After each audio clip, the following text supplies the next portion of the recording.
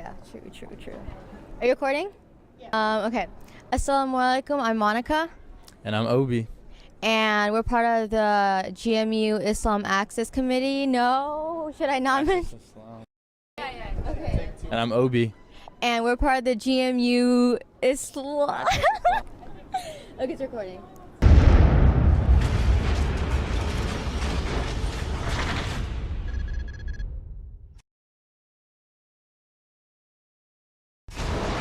Assalamu alaikum, I'm Monika. And I'm Obi. And we're part of the GMU Access Islam, and we're going to be going around and asking people what they know about Islam, because it is Islam Awareness Week. And Hi guys, I'm here with Michael Esio. And he's with the frat of Alpha Phi Alpha. Cool. And then they're raising some awareness for March of Dimes. It's one of our national programs to help prevent birth defects in awesome. children. So what we're doing is going around campus and just asking people what they know about Islam or what they think of Muslims. Any thoughts on that? Honestly, I have some friends and some family members who believe in Islamic ideals. Honestly, don't know too much personally, but what I do know is that even from I know that the few that I know that they're really they really go hard for. They're devout. They're very devout. See, I'm a Christian, and even one thing that I think a lot of Christians look for in a lot of Muslims is the fact that they go so hard and they do a lot of the things for what they love, and a lot of Christians try to embody that in their own beliefs. So that's one thing that I think I personally admire within a lot of. That's awesome. What do you know about Islam? I know that it's a popular religion, and I do believe that what is it? I think there isn't really like a specific founder attributed to the finding of the religion. I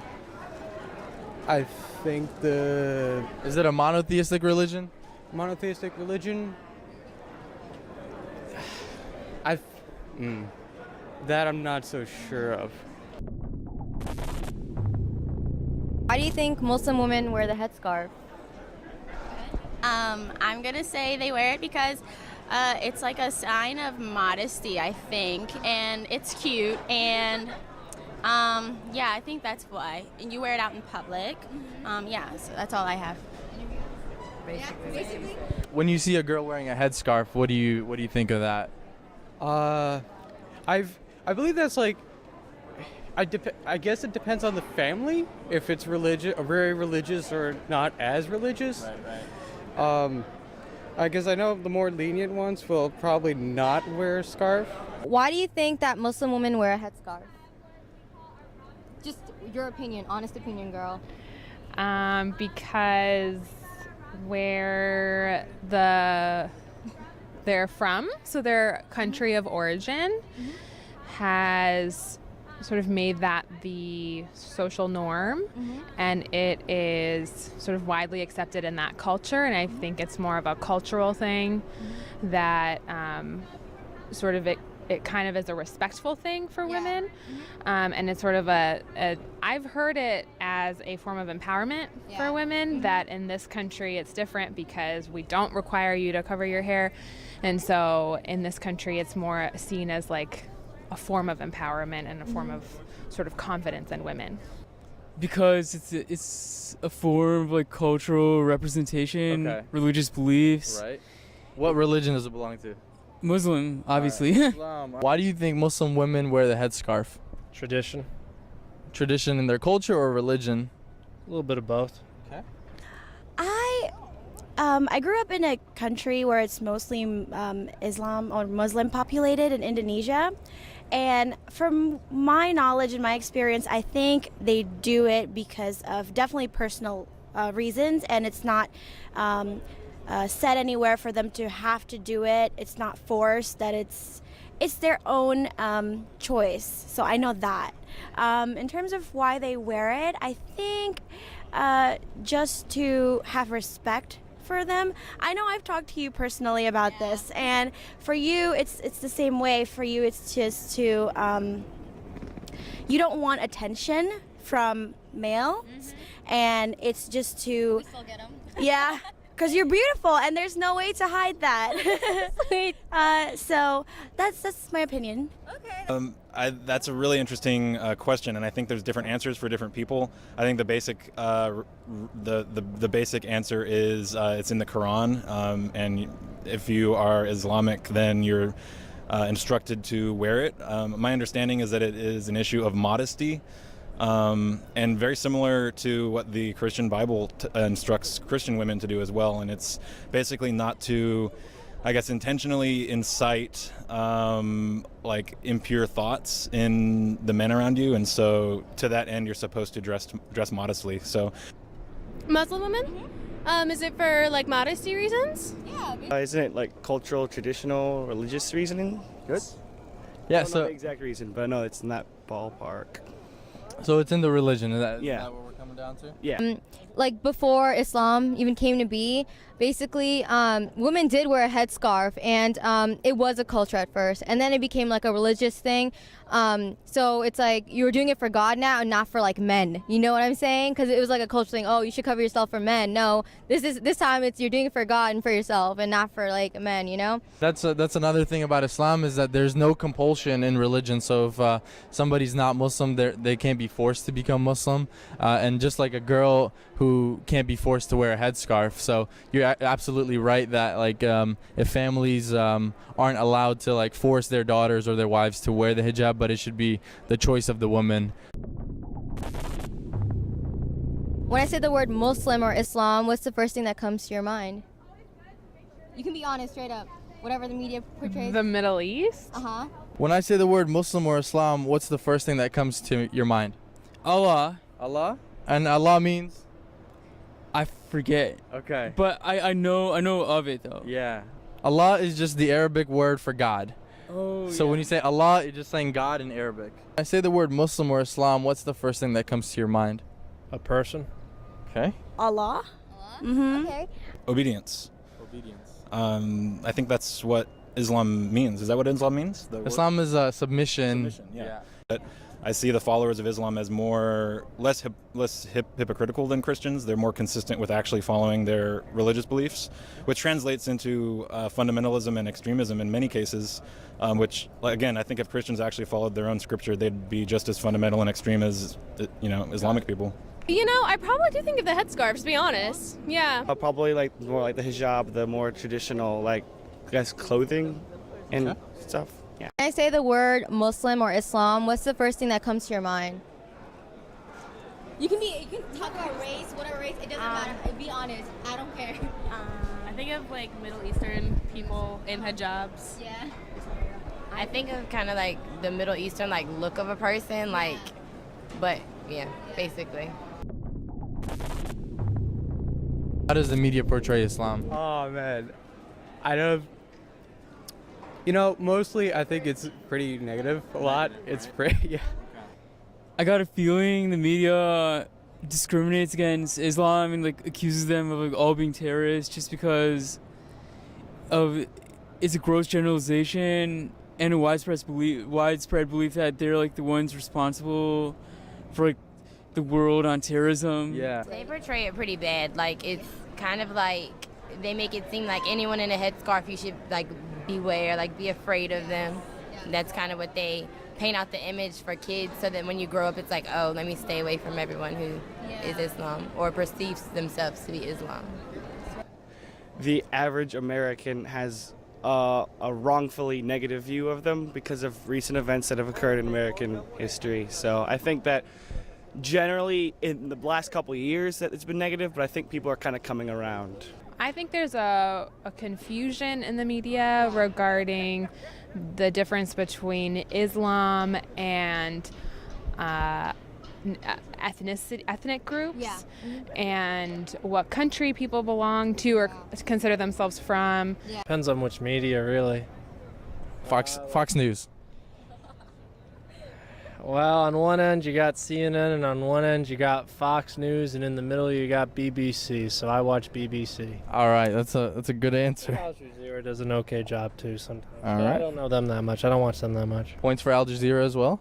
I don't think very well of how they portray the Islamic religion.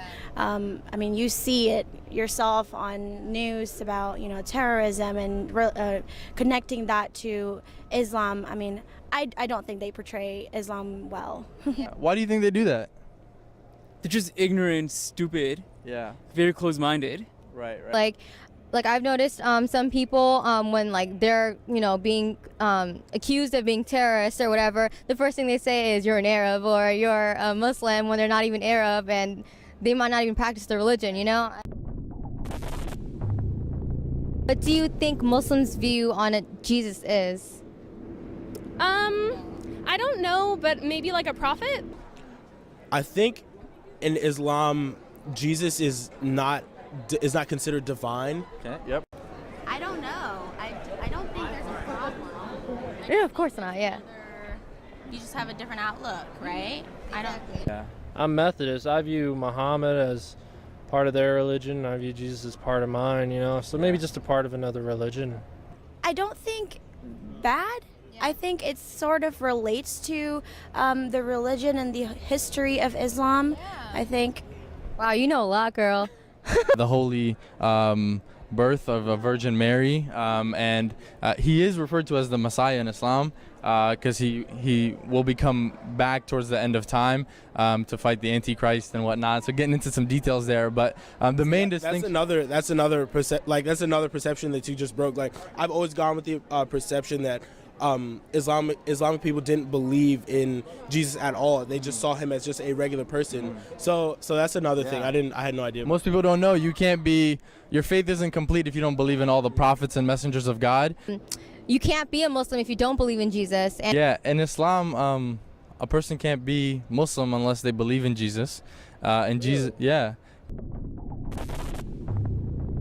do you know which country is the largest country with the Muslim population? Take any lucky guess. All good.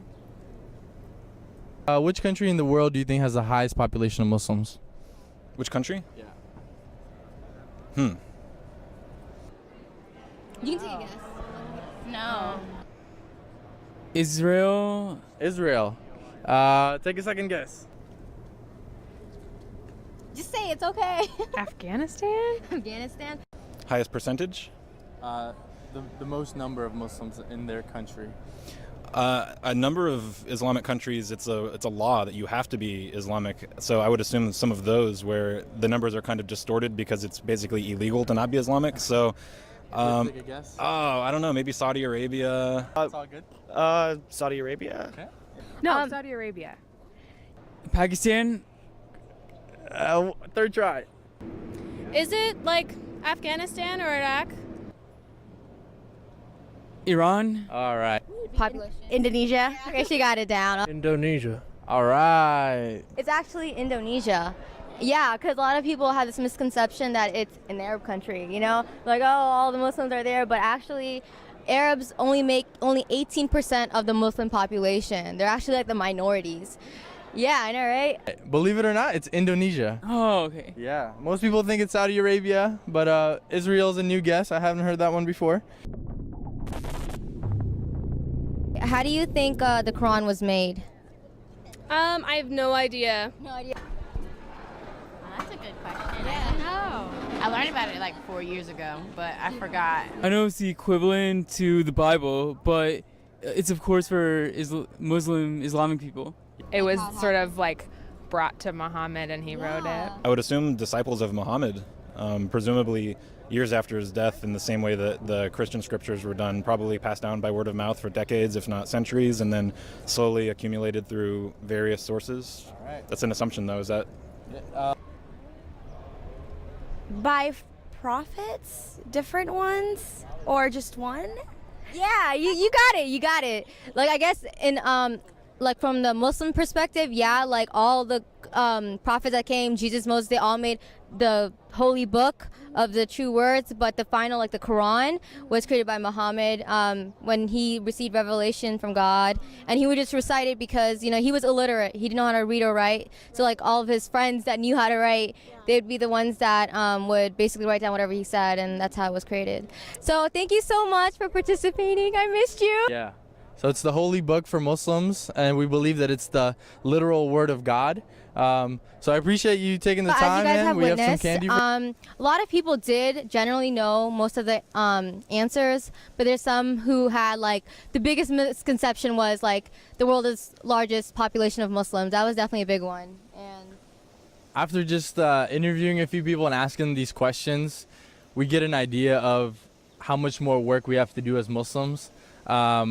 The misconceptions, the wrongful stereotypes, they're out there and most people believe them.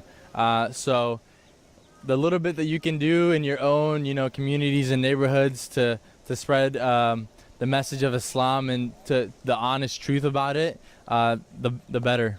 yeah, so basically make awareness of Islam, guys, and it could be in any way. It could be through art, through technology, anything. So yeah, basically. Thank you for viewing. We hope you've enjoyed it, and then tune into future videos. Yeah. Thank you. Bye.